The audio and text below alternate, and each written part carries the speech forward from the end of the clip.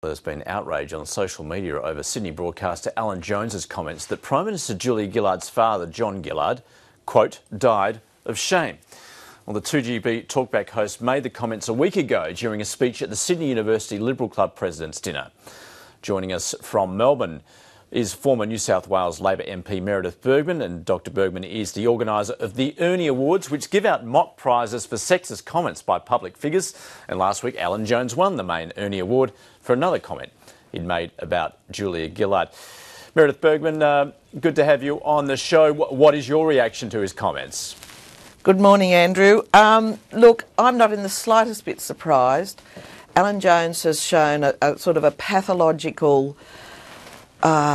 he's pursued her. Just listen to a few comments he's made this year.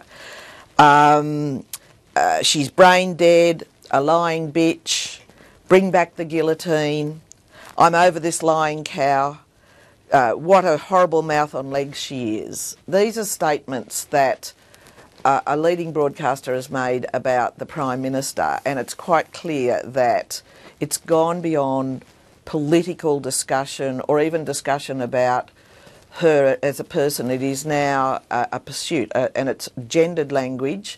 It's quite misogynistic, and I think what he said the other night, where he thought he was saying it amongst friends, is just the final remark in a series of vicious attacks on the Prime Minister. What is the reaction within the Labor Party about his comments and, more broadly, his influence? Look, the Labor Party's always been very concerned about the influence of sort of right-wing shock jocks in general, because they take the political debate away from discussion of policy and centre it around personalities in a very unhelpful way. Alan Jones is the worst of them, although, might I say, Ray Hadley has said similar things. He said our vitriolic, bitter, lying, condescending, arrogant facade of a Prime Minister. Chris Smith, another Sydney shock jock, has said she's a lying, manipulative, incompetent communist hyena. This is language about a nation's leader, which you just don't hear when you're talking about male leaders. So it's quite clearly, pointed at the woman herself. You're saying, without doubt, this is sexist. Yeah. Oh, absolutely. Yes. And Alan Jones, can I say, has form in that over many years he has said terrible things about women. I mean, the comment that he actually won the Ernie's Award for, the Gold Ernie this year, was for a comment not about Julia Gillard. He said, women are destroying the joint. Christine Nixon in Melbourne, Clover Moore here. Honestly, there's no chaff bag big enough for these people. And that refers back to his previous comment about putting Julia Gillard in a chaff bag. This is, it's vitriolic, but it's also inciting people, I think, to dangerous actions. I think it's about time someone tried to talk serious. His own management should be saying to him, this is quite dangerous language, don't use it. But some people would argue that, look, he's preaching to the converted. Why should the Labor Party take such offence to this? Look, can I say, this is not the Labor Party taking offence to this. This was 400 women who just...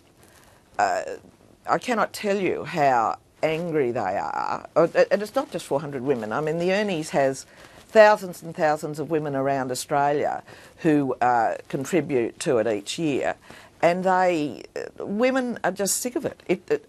I don't know what the Labor Party's official position is on Alan Jones. I'm speaking for Australia's women who are just sick of these shock jocks using language about a woman Prime Minister that is specifically to do with the fact that she's a woman. They call her a cow, they call her a bitch, they call her...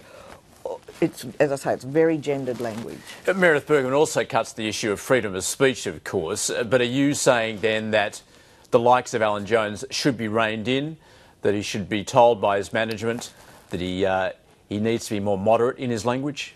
Look, all states have incitement legislation about racial incitement to racial vilification, and most have to homosexual vilification.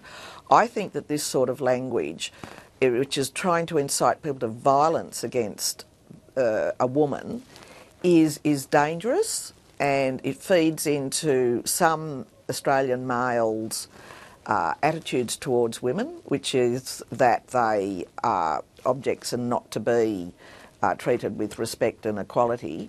And I just think it's incredibly damaging. I'm not calling for anything to happen. I think his own management should speak to him, because it's quite dangerous what he's doing.